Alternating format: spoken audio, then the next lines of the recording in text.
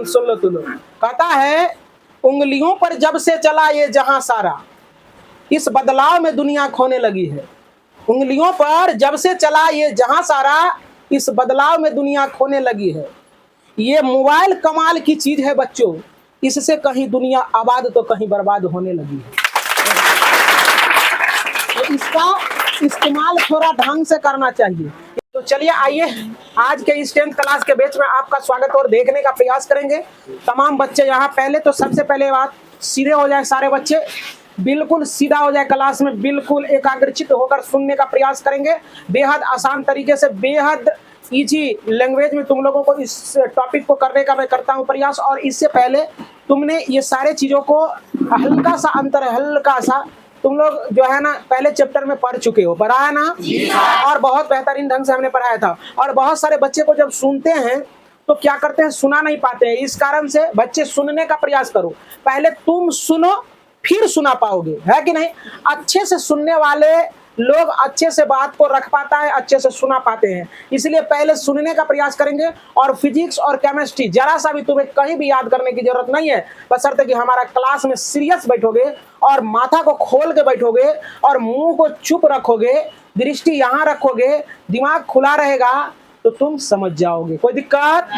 तो चलो हम लोग पढ़ते हैं। हम लोग पढ़े थे, कोई भी यहाँ दिक्कत नहीं था। कल हमने बताया था कि इस चैप्टर में प्रकाश का बर्तन क्या होता है, तो हमने एग्जाम्पल के माध्यम से भी तुम लोगों को बताया था। जब प्रकाश की किरण आती है, तो प्रकाश की किरण जब आती है तो वह उसी माध्यम में ना जाके थोड़ा क्या होता है, अपने मार्ग से थोड़ा विचलित हो जाता है। इसी घटना को प्रकाश का अपवर्तन कहते हैं। जैसे कि हम लोग साइकिल चला रहे हैं, साइकिल सीधे रोड पर जा रहे हैं, एक एग्जाम्पल उसी के माध्यम से लिए थे, है ना। ये तो प्रकाश की किरण नहीं है, लेकिन समझने के तौर पर हम लोग इस तरह के एग्जाम्पल को लेते हैं। बात समझ में आ रही ना? चलो देखो यहाँ, तो जैसे साइकिल से जा रहे हैं, साइकिल से जा रहे हैं, सीधे जा रहे हैं, सीधे जा रहे हैं एकदम मगन में, आगे में बालू है, आगू में बालू है तो क्या होगा, आगू में बालू है, रेस में गया तो क्या होगा, एक के बार साइकिल ऐसे करके जा रहे हैं, एक के बार साइकिल इधर कट जाएगा ना, या चाहे इधर कट जाएगा ना, जाने का इधर लेकिन कट गए इधर, मेरा निशाना था इधर लेकिन कट गए इधर, तो इतना कितना बहुत कट गया ना, तो क्या हुआ, अपने मार्ग से विचलित हो गया ना, अपने मार्ग से विचलित हो गया ना। इसी घटना को प्रकाश का बर्तन कहते हैं। प्रकाश का यही चीज हम लोग लागू कर देंगे प्रकाश पर,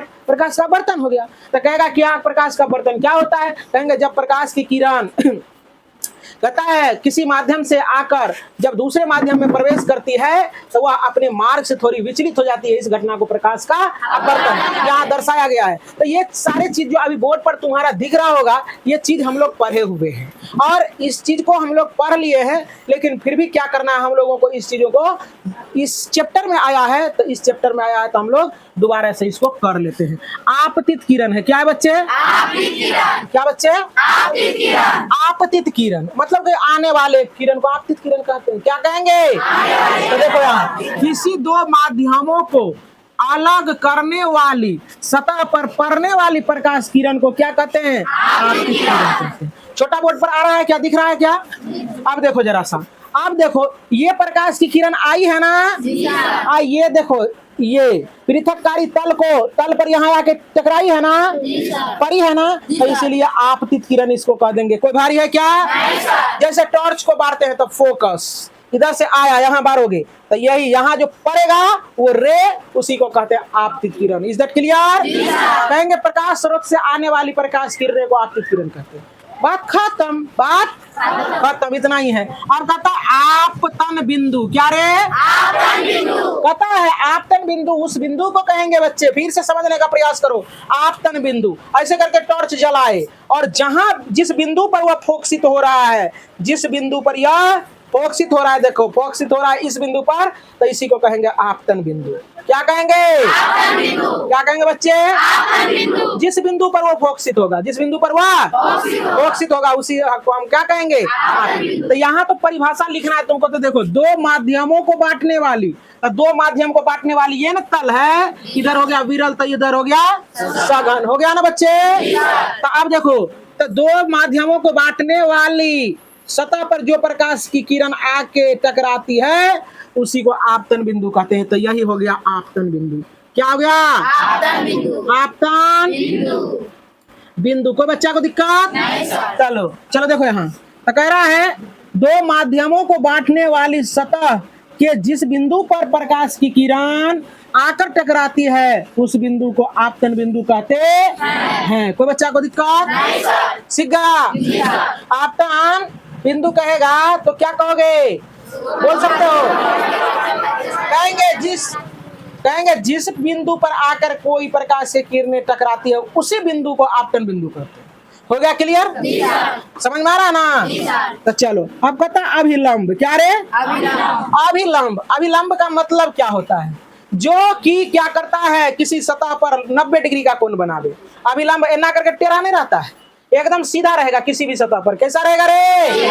कैसा रहेगा बच्चा? सीधा। जैसे ये मोबाइल है, क्या है रे? मोबाइल है ना रे? हाँ, ये देखो मोबाइल, ये मोबाइल पर ही मारकर सीधा खड़ा है ना? सीधा खड़ा है।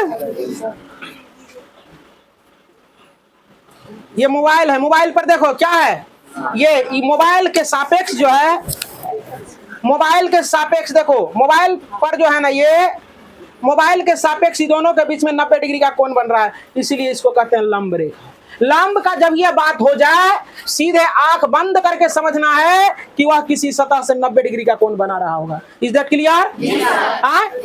क्या ये मोबाइल पर ना है? यह है ना इसे, तो देखो इसी को कहते हैं 90 डिग्री। तीसरी बार गिर गया है ना?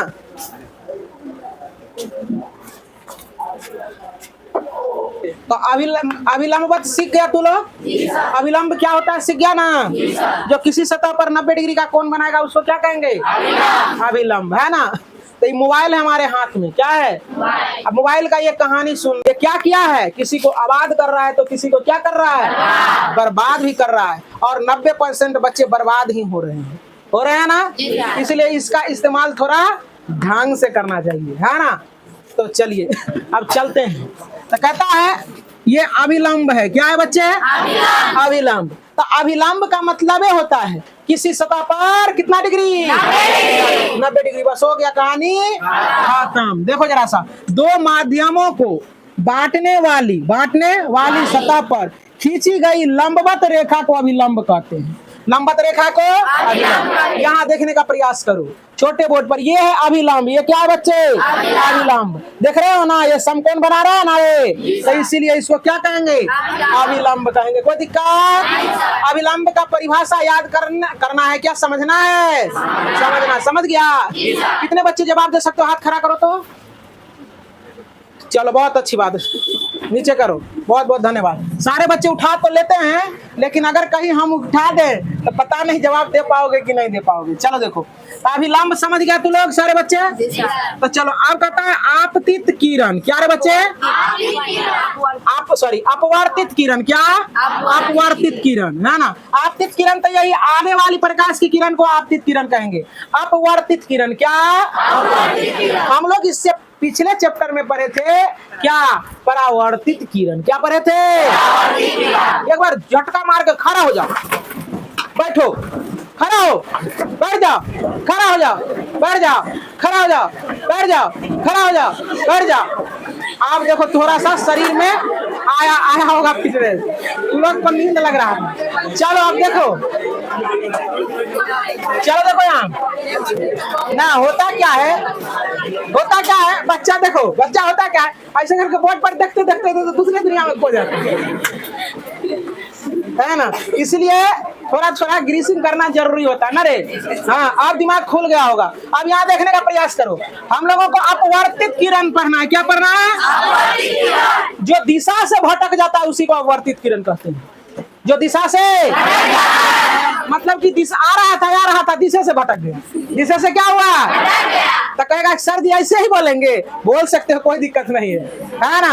अगर समझ गया है जो बच्चे वही नहीं सा बोल सकते हैं, और जो नहीं समझा क्या बोल पाएंगे? क्या नहीं बोल पाएंगे। इसलिए तो समझने का प्रयास करो। कहता है जब प्रकाश की किरण किसी स्रोत से आती है और पृथककारी तल पर पड़ता है और वह क्या होता है, अपने क्या कहता है मार्ग से थोड़ा विचलित हो जाता है, या चाहे अभिलंब से दूर भाग जाएगा या चाहे अभिलंब के तरफ आ जाएगा, तो इसी घटना को प्रकाश का क्या कहते हैं? अपवर्तन कहते हैं। या अभिलंब से क्या, अभिलंब से दूर भागेगा या अभिलंब के पास आएगा, है कि नहीं? तो इसी को क्या कहोगे रे? आवाज तो नहीं आ रहा है क्या? क्या कहेंगे? नहीं सुने? कुछ ना सुने? क्या बोला? से बोलो, दोबारा बोलो, दोबारा बोलो, अच्छा बोलो। ठीक, चलो देखो यहाँ समझो। तापवर्तित किरण समझ में आ गया? कहता पृथककारी तल से, पृथककारी तल से थोड़ी विचलित होकर, थोड़ी जाने वाली किरण को हम लोग क्या कहते हैं? अपवर्तित किरण कहते हैं। सारे बच्चे समझ में आ गया? समझ रहे हो तुम लोग? अब देखो आपतन कोण है, क्या है बच्चे? क्या? आपतन कोण। तो आपतन कोण का मतलब क्या होता है? पहले इस चीजों को मौजवानी समझने का प्रयास करो।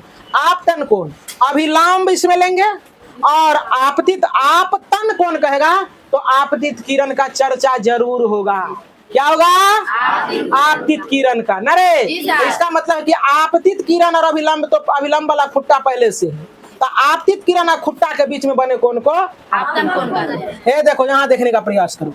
यहाँ देखो बच्चे, यहाँ देख रहे हो ये खुट्टा पहले से गड़ा हुआ है ना, ये आई है, इसके बीच में ये कोण बन गया ना, इसी को आपतन कोण कहते हैं। तो इसी को कहते हैं आपतित किरण और अभिलंब के बीच बना कोण को क्या कहेंगे?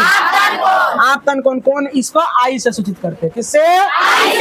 आई से। क्या रे? अब देखो जरा सा अगला क्या है तुम्हारा, कहता है अपवर्तित कोण। क्या रे?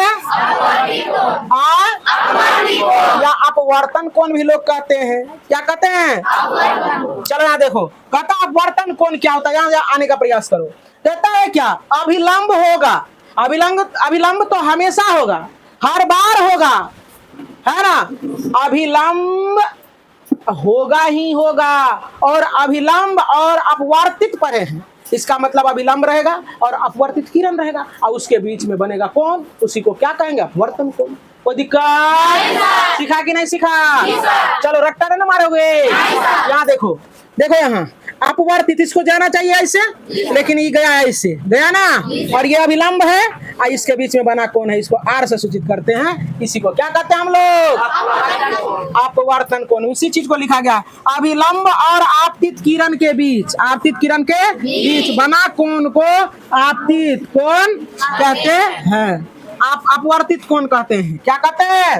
अपवर्तित कोण कहते हैं। तो सारे बच्चे को समझ में आ गया होगा, उम्मीद करते हैं कि सारे बच्चे को समझ में आया होगा।